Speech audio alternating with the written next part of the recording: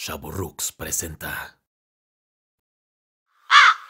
Ecos de Terror. La muerte es misericordiosa, pues de esta no hay retorno. Pero con aquel que ha vuelto de las cámaras más profundas de la noche, decaído y consciente, la paz no estará nunca más.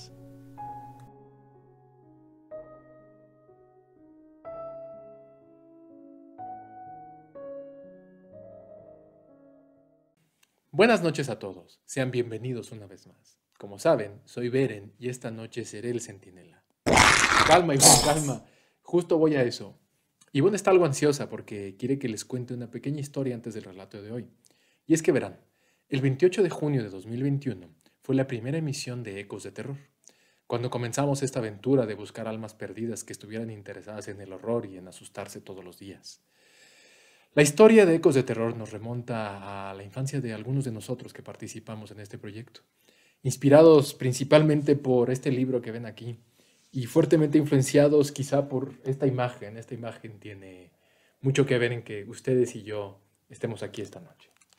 Quisimos compartir esto, obviamente, a la luz de nuestro segundo aniversario, en el que estamos muy contentos de tenerlos aquí como noche tras noche. Y bueno, después de esta pequeña historia, los invitamos a escuchar el relato de hoy, si es que se atreven. En fin, la noche se avecina y comienza mi guardia. Esto es Ecos de Terror.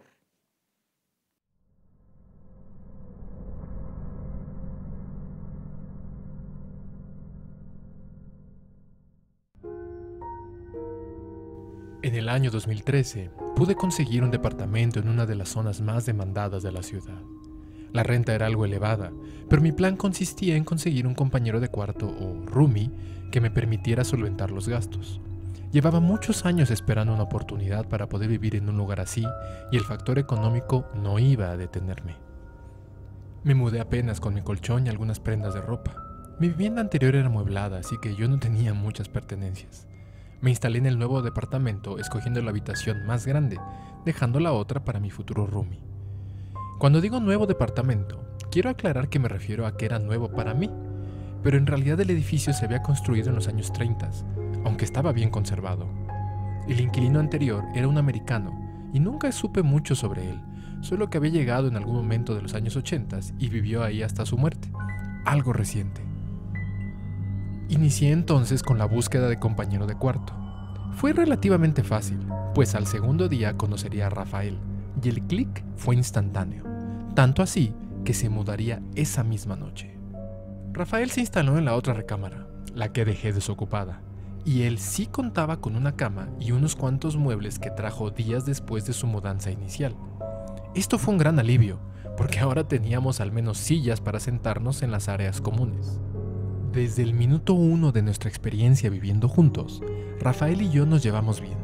Él era un tipo muy alegre, inteligente, de sangre liviana y con muchos sueños y ambiciones. Podía hablar de cualquier tema que saliera a colación y me sorprendía que parecía tener una cultura general cuasi infinita. Me contó algo de su historia personal. Venía de una familia muy unida, con padres que siempre fueron afectuosos con él y con sus hermanos, todos muy competitivos.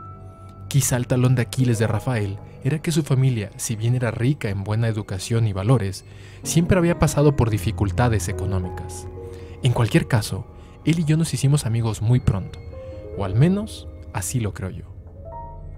No recuerdo bien si fue 1 o 2 meses después de su mudanza, pero tengo muy presente el momento en el que Rafael hizo el descubrimiento que cambió todo.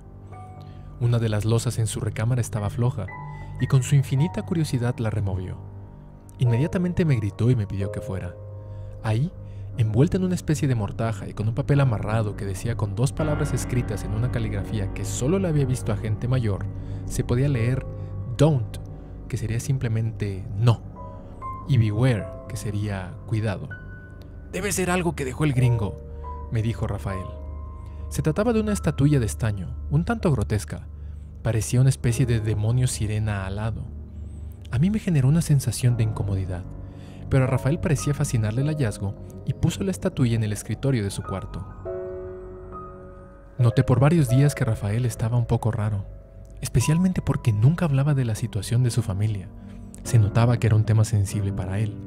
Y era extraño que ya en un par de ocasiones me hubiera preguntado si valía la pena intentarlo todo por la familia. Supuse que estaba agobiado por alguna crisis familiar. No tenía idea de lo que realmente pasaba. La primera señal de alerta fue cuando, regresando del trabajo, descubrí que mi colchón estaba completamente perforado, pues al acostarme, parte del relleno empezó a salirse por diferentes zonas. Quité la ropa de cama y pude ver cómo había sido atravesado múltiples veces por un cuchillo. ¿Qué rayos?, pensé. Enojado y desconcertado, busqué a Rafael, que estaba en su recámara, aparentemente esperando a que yo apareciera. Cuando le pregunté si él sabía algo, no me dijo nada. Se levantó y salió del departamento. Regresó unos 10 minutos después, con una sonrisa de oreja a oreja, y me contó una historia que parecía demencial. Me dijo que por varias noches había soñado con una voz que le decía que podría resolver todos sus problemas, que le daría lo que él quisiera. No es una voz horrible, es una voz normal, de un hombre. Después de varios días de ignorar esta voz, Rafael tuvo la curiosidad de pensar: de acuerdo, dime qué tengo que hacer. La noche anterior soñó que la voz le decía: destruye algo de un amigo, espera a ser descubierto, luego compra algún sorteo instantáneo y te lo vas a ganar. Rafael había llegado tan contento porque sostenía en su mano uno de esos sorteos donde raspas un boleto. Se había ganado 100,000 pesos. Perdón por el colchón, bro, pero yo te lo repongo. Es justo decir que sí lo hizo. Independiente de la compensación, me parecía muy perturbador que Rafael tuviera esas conductas. Era mucha coincidencia que hubiera ganado el sorteo, y nada me aseguraba que no se trataba de alguien que estaba perdiendo la cordura. Esto derivó en que los días siguientes yo traté de evitar a Rafael, que seguía entre contento y alterado. De nuevo, llegando del trabajo, otra sorpresa. En la sala del departamento, una caja llena de objetos diversos: celulares, un sombrero, una chamarra de mujer, etc. ¿Ahora qué hiciste, Rafael?, pensé mientras iba a su cuarto. Allí estaba él, abriendo una botella de vino y muy contento. Hola, bro, ven a festejar conmigo. Estás hablando con el nuevo subdirector de proyectos. Me contó que en estos sueños que tenía, la voz, que ahora se mostraba como una silueta, le dijo que conseguiría la promoción que tanto quería si robaba cosas de sus compañeros del trabajo. Rafael, esto ya no es gracioso, le dije molesto, dejándolo solo en su habitación. Lo que antes había sido una situación muy grata con un roomie que parecía ideal, ahora era algo muy incómodo. Estaba decidido a pedirle que se mudara, pero aún no encontraba la manera. La verdad es que no fue necesario. Un sábado por la mañana, escuché que Rafael estaba moviendo algunas cosas.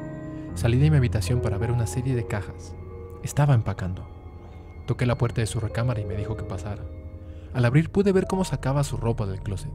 También pude ver al pie de la estatuilla un par de pajaritos. Bueno, los cadáveres de un par de pajaritos. Bro, perdóname por no avisarte. Es que me cayó una oportunidad buenísima y me tengo que mover de aquí. Pero no quiero perder contacto contigo. Estaba aliviado. Tuve que fingir un poco, pero para mí era el fin de una pequeña pesadilla. No solo Rafael se había ido, sino que me dejó la renta pagada por 6 meses más en agradecimiento por todo. Ahora el dinero parecía sobrarle. Afortunadamente, se llevó la horrible estatuilla con él. Pasaron varios meses y tuve poco contacto con él. De pronto nos mensajeábamos o podía verlo en redes sociales viajando y viviendo una vida de lujos. Admito que me dio gusto por él. A pesar de las cosas perturbadoras y que parecía estar un poco loco, era alguien con quien había comenzado a tener un vínculo especial y conociendo su historia creí que se lo merecía.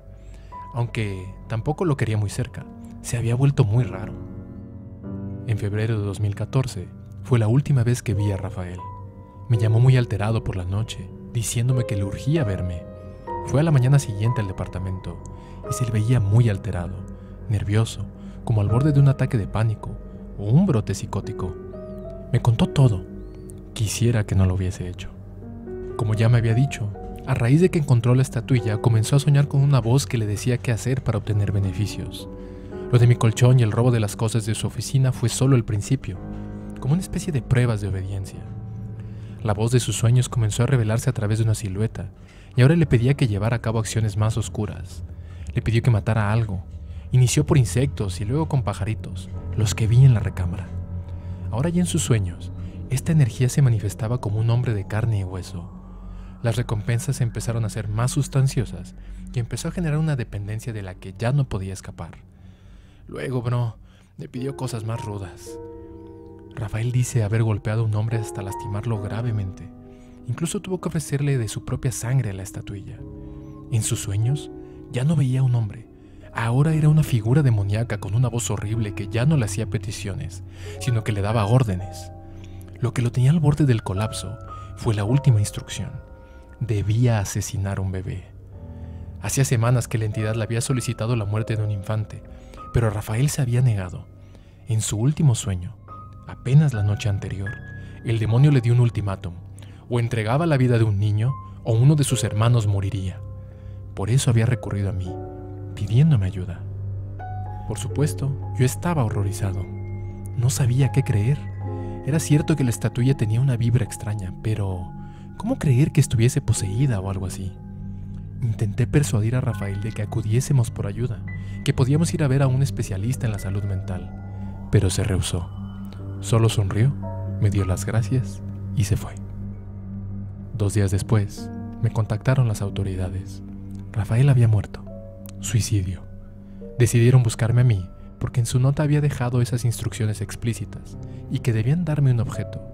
Dentro de mí, temía saber qué objeto era. Me dieron una caja de madera, adentro un bulto envuelto en una especie de mortaja. Yo sabía qué era: la estatuilla. Hasta la fecha, sigo siendo mayormente escéptico. No puedo asegurar que lo que ocurrió con Rafael fuese algo paranormal. Solo puedo afirmar que en efecto sucedió.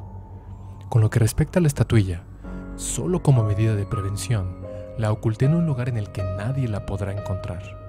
Una parte de mí se siente en deuda con Rafael, y si en realidad ese objeto tiene un vínculo con entidades oscuras, tenía que hacer lo posible para prevenir que ese demonio reclame la vida y el alma de otra persona.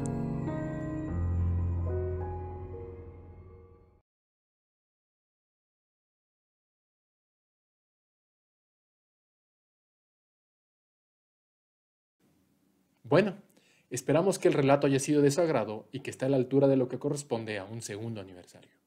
Como siempre, les agradecemos que den like a nuestro contenido, que lo compartan y se suscriban si es que no lo han hecho. También nos encantaría conocer su opinión dejándolo en los comentarios abajo del video. Y si tienen alguna historia para compartir, háganosla llegar. La verdad es que este proyecto se alimenta con la información que viene de ustedes y es para ustedes. Pero bueno, hemos terminado por el día de hoy y les deseamos una gran noche. Hasta mañana.